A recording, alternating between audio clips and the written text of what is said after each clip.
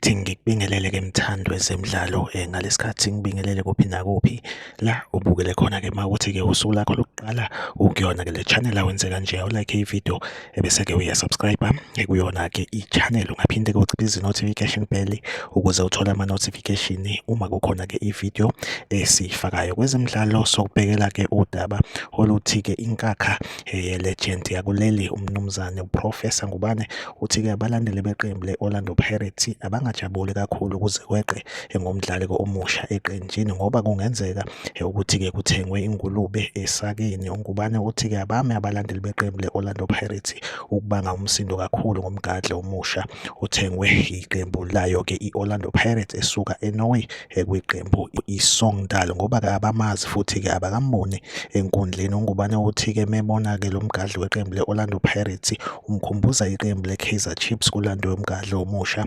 owayebuya ezweni lase-Colombia laphayana-ke uJason Gonzalez uthi wonke umuntu wayemthwele ngeqhoma kubanga umsindo ngaye ngapha nangapha bengakaboni nakumbona enkundleni kanti kuthengwe ingulube esakeni. Uthi impela lokhu okwavelela iqembu le-Kaizer Chiefs kusangenzeka futhi-ke nakulona-ke iqembu layo-ke i-Orlando Pirates. Impela-ke unxenxa abalandeli ukuthi-ke bangabanga umsindo kakhulu bejabulele-ke ukusayinwa kwalo mdlali-ke ngoba-ke kungenzeka afane naye-ke uJason Gonzalez-ke owayethengwe i-Kaizer Chiefs laphana-ke ezweni lase-Colombia-ke. Iyona update nje engiyiphethe-ke njengamanje, like ividiyo, subscribe kuyona-ke i-channel. Mina nawe asihlangabezane kwividiyo elandelayo, nisale kahle.